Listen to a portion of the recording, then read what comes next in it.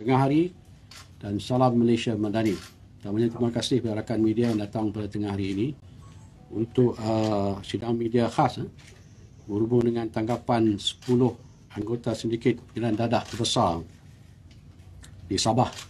Sebelah kanan saya Datuk Seri Kamaluddin Mahdin, pengarah narkotik. Sebelah kiri saya Timbalan Pengarah Narkotik Datuk Zainuddin dan Datuk Zainal Madasari daripada JSK.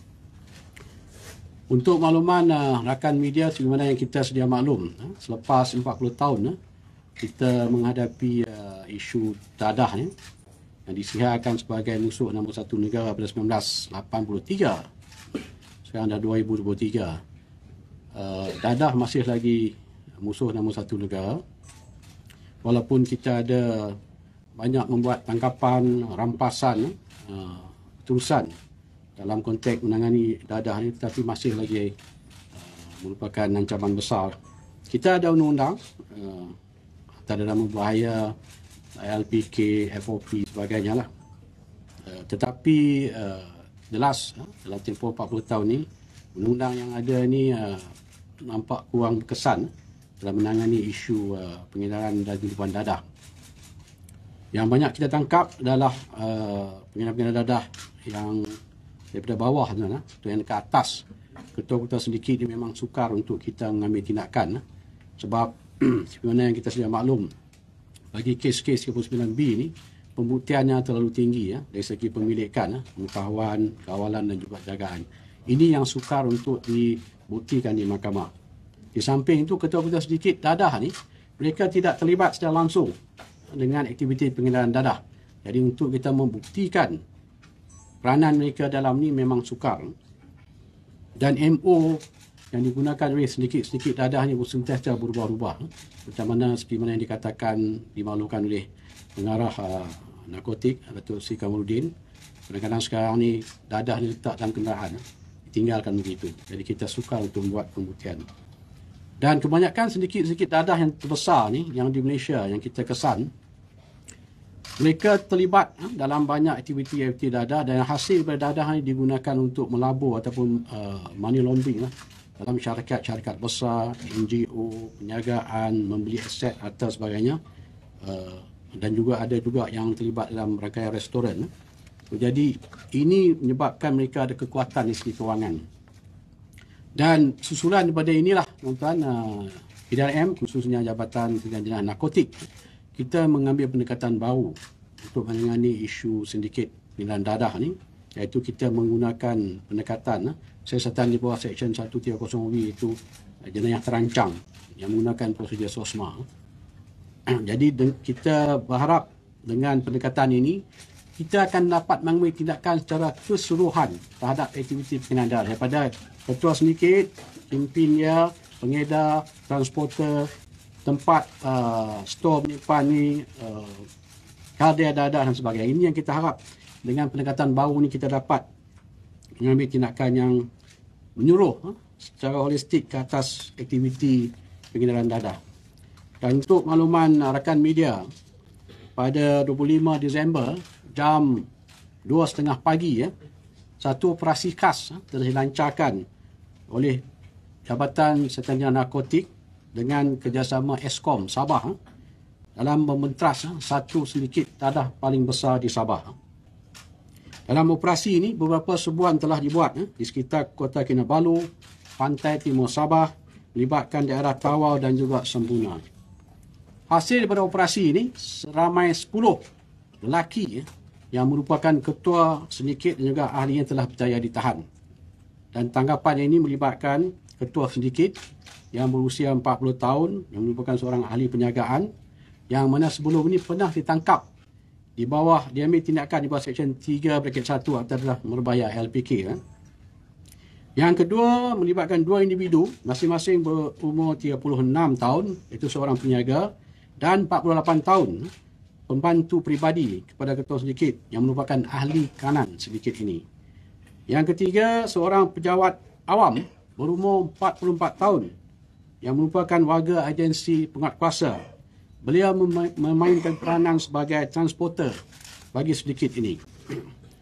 Yang seterusnya seorang individu berumur 34 tahun, ini seorang buruh yang merupakan kalder dadah bagi sindiket ini. Seterusnya dua individu masing-masing berumur 32 tahun merupakan penyelia tapak dan 45 tahun pengarah urusan rangkaian restoran yang menguruskan aspek keuangan sindiket ini. Seterusnya dua lagi individu berumur 30 hingga 31 tahun merupakan seorang penganggur yang merupakan pengedar dadah bagi sindiket ini. Dan yang terakhir seorang individu berumur 48 tahun, seorang penganggur yang merupakan tontor yang bagi memantau aktiviti sindiket dadah ini. Kesemua tangkapan disiasat di bawah Seksyen 130V Kanun Kesiasaan Kesalahan Jenayah Terancang, dan kita menggunakan prosedur SOSMA, siasatan SOSMA, langkah Akta Kesalahan Keselamatan, langkah-langkah khas. Siasatan ini dikendalikan sepenuhnya oleh Jabatan Sedang Jenayah Narkotik Bukit Aman. Untuk melemahkan media juga, sindiket ini telah dikesan beroperasi sejak tahun 2015 dan risikan menunjukkan sindiket ini merupakan sindiket terbesar di Sabah dan mempunyai jaringan pengedaran antarabangsa dan juga tempatan. Mereka mendapat bekalan dadah syabu daripada negara jiran di Semenanjung untuk disudup ke pasaran di seluruh Sabah, terutama juga di pantai timur Sabah, Filipina dan juga Indonesia. MO yang digunakan oleh sindiket ini, yang pertama mereka mendapat bekalan dadah daripada sebuah negara jiran di Semenanjung Malaysia. Dadah ini seterusnya dibawa ke Sabah dengan menggunakan kalder dadah, menggunakan syarikat penerbangan komersial dan juga kiriman melalui kargo laut. Dan seterusnya bekalan dadah ini akan disimpan di Sabah sebelum diagihkan untuk gunaan di sekitar pusat-pusat hiburan Sabah sebelum disudup kepada pembeli di Indonesia dan juga Filipina. Kita juga selain pada menjaga kesihatan di bawah Seksyen 130V ini, Kanun Kesiasaan Kesalahan Jenayah Terancang, kita juga akan mengambil pendekatan untuk menyiasat di bawah mengambil tindakan di bawah Akta Pencegahan Penerimaan Wang Haram Amlat Puah. Kalau sebelum ni kesalahan di bawah 39B, kita menggunakan Akta Penuncut Hakkan Harta ataupun FOP, tapi sekarang kita guna AMLA. InsyaAllah dengan pendekatan ini kita akan dapat merampas semua aset-aset wang tunai yang dimiliki oleh sindiket ini. Pada masa yang sama, untuk makluman rakan media, kita juga menyiasat kemungkinan sindiket ini juga terlibat dalam aktiviti penyeludupan kontraben serta barang-barang yang bersubsidi di Malaysia, ke Indonesia dan juga Filipina. Dalam siasatan pihak PDRM juga, kita telah mengesan ahli sindiket ini memiliki pelbagai aset seperti kenderaan-kenderaan mewah, banglo, 12 syarikat perniagaan dalam bidang pelancongan, pembinaan, petrokimia, oil and gas serta pembuatan. Dan mereka juga mempunyai sebuah feri dan juga memiliki rangkaian restoran di Sabah. Dan ketua sindiket ini dikesan memainkan peranan sebagai penaung badan bukan kerajaan NGO yang bagi melindungi aktiviti haramnya. Untuk makluman rakan media, siasatan ke atas rangkaian sindiket ini masih diteruskan. Kita masih lagi mengesan saki-baki anggota sindiket ini. Dan siasatan juga menjurus kepada usaha merampas hasil kegiatan haram yang dimiliki oleh sindiket-sindiket ini. Dan sekali lagi kami ingin mengesahkan bahawa kita PDRM tidak akan bertolak ansur terhadap sebarang aktiviti pengedaran dadah di Malaysia ini. Kita akan mengambil tindakan tegas. Ada apa-apa soalan rakan media? Pak Refri, berapa jumlah anggaran nilai aset-aset yang untuk sindiket ni?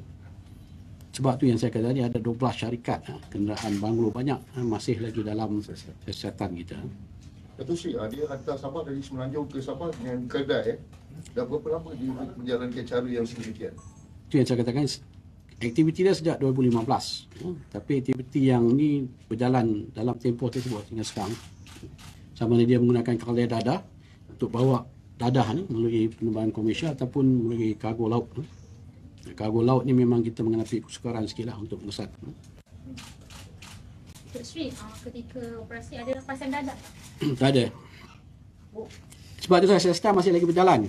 Seperti saya kata ada lagi tempat-tempat yang mungkin kita belum buat. Sebab yang sekarang ni fokus kita untuk menangkap ketua dan juga ahli sindiket dia. Ini bukan kes biasa yang 39B tu kita rampas dengan dadah tak ada. Ini kita nak menangani isu sindiket. Ni kita guna SOSMA ke Datuk Seri? Sebelum ni pun kita ada guna tanggapan ke atas Nusa Boy yang mana aktiviti gangster yang ada kaitan dengan dadah ada kita tangkap ni semua. Tapi untuk sindiket dadah, inilah kali pertama yang kita menggunakan SOSMA. Dia bukan menggunakan itu prosedur. Bawah jenis terancang 130B tu. Okey? Datuk Seri, total yang ditangkap termasuk ketua sindiket 10. Nanti kita akan bagi dia punya teks tu. Yang apa yang saya ni ada dalam teks. 10 orang tu termasuk yang penaung NGO tu lah.